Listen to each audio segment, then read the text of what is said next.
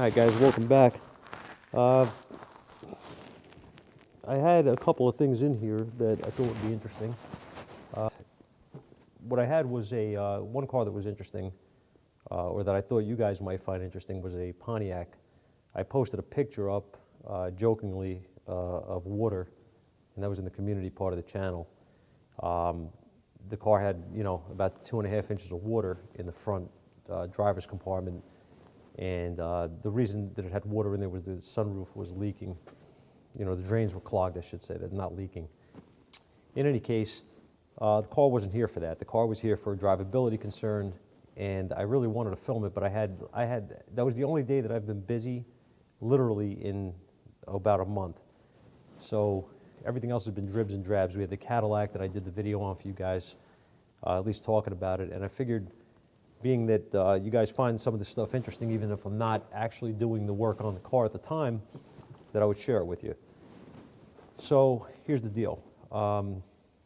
The customer complaints is that the car shuts off, it doesn't run right, it hesitates when it does run, it's all types of drivability concerns, right?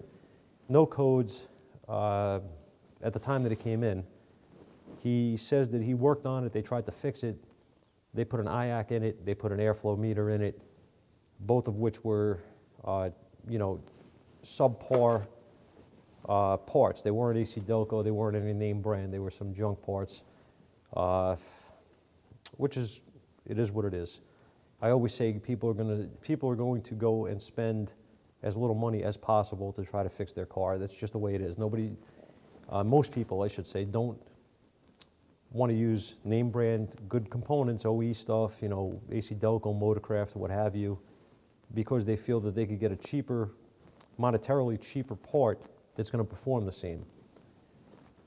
My thing is, I'm not going to go right after the part they put in, because I have to find the root cause of the problem that it's here for, right?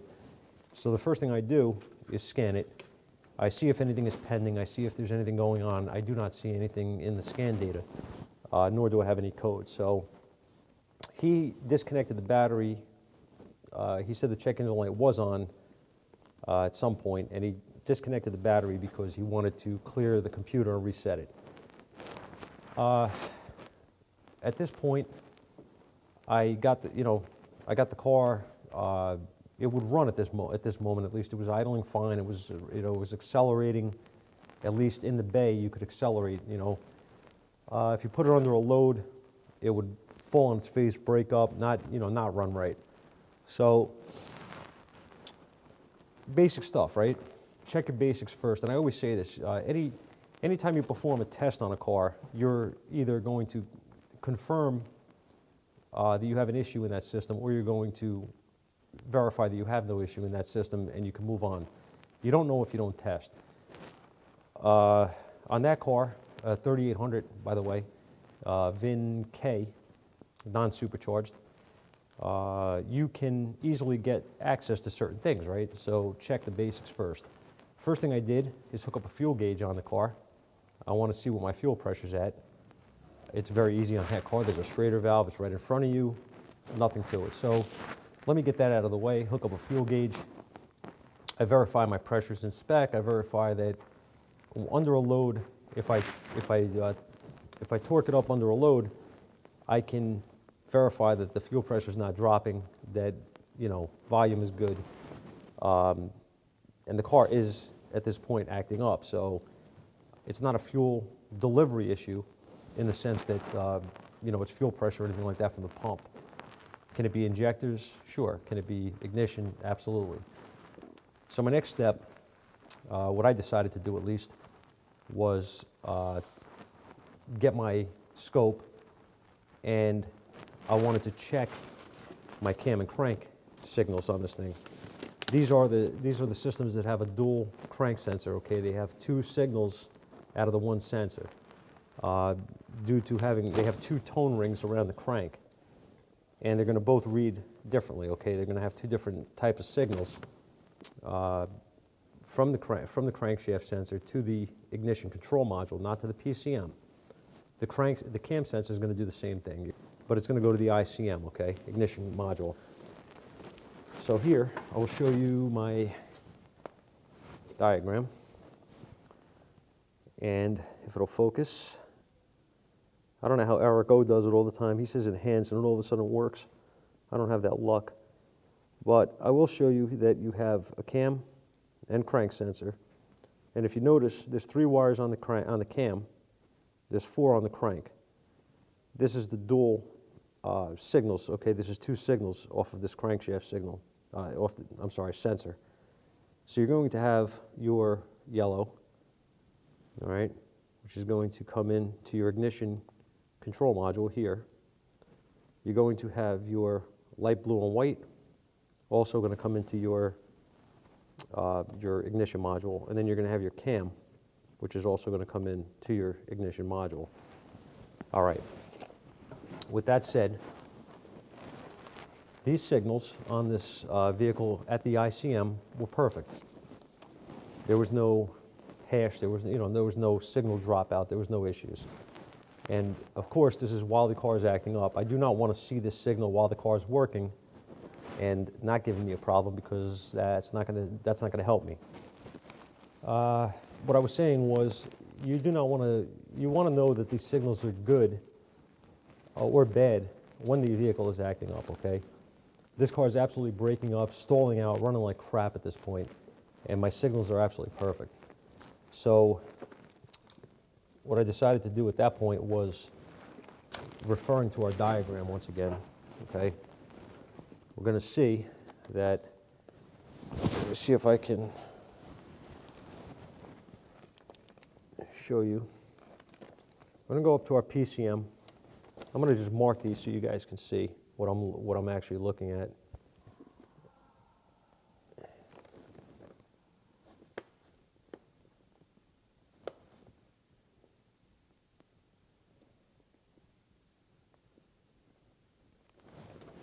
Okay. So hopefully you guys can see this. At the PCM, we have a cam signal, our 3X signal, and our 18X signal. Those are coming from the ignition module, all right? So those are the signals that we're going to be monitoring.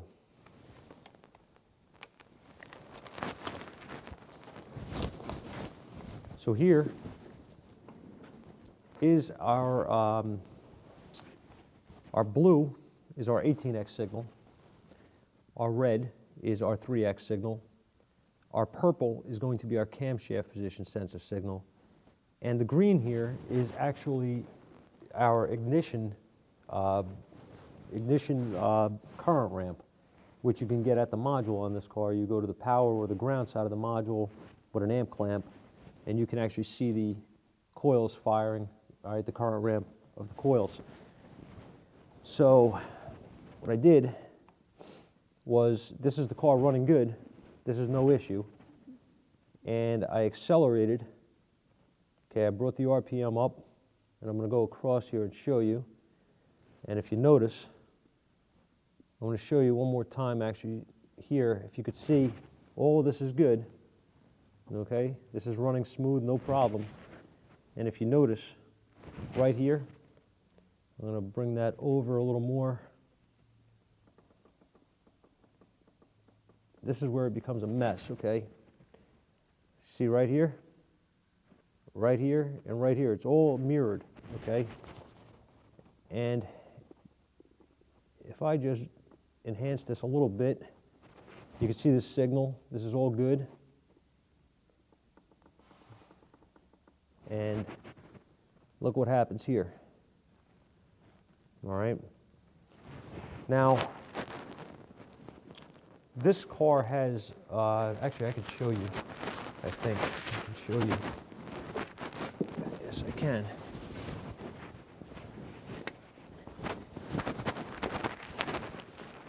This is an ignition module off of a vehicle just like that one, okay? So, this module is exactly the same as the one on the vehicle. These are the coil packs. Okay, we have 3 of them. They're waste spark, obviously. So this is the setup. there's your pins for the module. Okay, the plug I was accessing goes in here, and I'm able to get all this information. Now, what was actually happening with this car is that it would, intermittently stall, stumble, break up, whatever, and just basically be undrivable. All right. And if you notice here, I want to zoom back, and I want to show you the whole picture again. If you notice here, what's happening, as this signal's getting all screwed up here, the 3 signals. Notice what's happening on my ignition, on my current ramps. They're missing. Okay, here, right? They're missing. 2 cylinders, actually. What's actually happening with this car is it has a faulty ignition module. That's the cause here. The reason I thought this was interesting is because even though the guys that were working on this were extremely off base with what they were doing, I mean, they put an airflow and an IAC in it. I could see taking an educated guess, but they were way off. So most guys, I think, in my opinion, in my experience, I should say, would have thrown a crank sensor in this car, possibly a cam sensor. I'm saying this as, again, from experience of the shops that I have dealt with around here. If they had this problem and they thought it was ignition, it may have gotten coils, it may have gotten a set of wires, whatever, what have you, right? But most likely it would have gotten a cam and crank sensor thrown at it. I do not know what the codes were in this car. They never came back. I couldn't get this thing to set a code. I tried. So it probably took a while before it would set whatever it was setting. I don't know if it was misfire codes. I don't know if it was something with ignition. I don't know. So I can't really speak to that. But what I do know is that from the symptoms, the way it felt, and these things have notoriously been a problem with crank sensors, it most likely would have gotten a crank sensor and it wouldn't have fixed it. So I guess the point of this is to test, test everything. You know what I mean? If you're seeing a good signal on the cam and crank, move on, and go to the next thing, the next step. The ignition module on this thing was going to be the fix. The customer declined the repair because honestly I was going to turn the camera on while I was doing the work on it at that point, and because I started to catch up and get the other stuff done, I would have liked to film it, but he declined the repairs. He said that he didn't want to spend any money on the car, so that was what it was. But I can't force him to fix it. So I just thought that the way this failed and catching it on the scope was pretty neat. You could actually see the dropouts. You could see the failure. And I know some of you guys are going to ask me, so I'm going to do this for you here. I'm going to just get a cursor, and I'm going to come down and see. It was about 1.79 volts was where we were at on that mess up there. This is obviously the ground, okay, full ground. This was almost 2 volts, all right? And I believe, if I remember right, the other ones were about the same. Yeah, more or less, about 1.7, 1.8 volts. So that's where the dropout was. What exactly happened? What exactly, failed in here? Well, again, I don't know the inner workings of the module. I don't know the electronics that, the internal electronics inside this module. I don't know. Hopefully, you guys find this interesting. It's nothing crazy. It's nothing we haven't done before. Just haven't filmed it. I've seen these modules fail a lot of times, and I always do recommend that if you're changing a module on these, you put new coils in it. These coils, fail quite often as well. And the car had original module, original coils in it, and it was a 2000. So it's a 20-year-old set of ignition parts. They should certainly be changed if there's a failure. you know, that's the right way to do it. But, you know, again, I hope that some of you guys find this interesting. You know, I don't really know the whole thing behind this guy. Like, he may very well have just come here looking to, you know, have it diagnosed, and then decided he was going to go buy the parts at wherever, you know, one of the local parts stores or something. He could have bought them cheaper, or he's not going to use Delco or whatever. You know, I don't recommend using those cheaper parts for these things for obvious reasons. But, you know, once I diagnose it, if he goes and buys the parts from wherever he gets them and they work, that's on him. That's all good. If they don't work, it's also on him. So no big deal. But I have a test module and some coils laying around, you know, so, you know, it works for that type of thing. You know what I mean? I can verify certain things with it. So I keep it around for now. But that's just a pretty interesting, you know, occurrence on there. You know, and it's pretty cool to see the whole picture on the scope and what's going on. But that's really about it. There's really not a lot going on. Like I said, there's not. Trying to think. I did have 2 other jobs in here during the week. We had 2 starter jobs that I wasn't going to film because I'm pretty sure I've covered that stuff in the past. It's really not worth rehashing it. So hopefully you guys enjoyed this little tidbit here, and hopefully we have some better stuff coming that I can film. We'll see what happens, you know. I do have a Corvette that's supposed to be coming down here, supposedly. Don't know much about it. It's like a 2012 from the phone call I got. And low mileage, like super low mileage, like 17,000 miles on it. And it's got a smorgasbord of codes, and doesn't run, I don't think. I forget what he said, but it's got a bunch of stuff going on, so it should be interesting. Maybe I could film that for you guys, and providing it shows up, we'll see. But we'll see what happens. Guys, thanks for watching. Like, subscribe, comments below.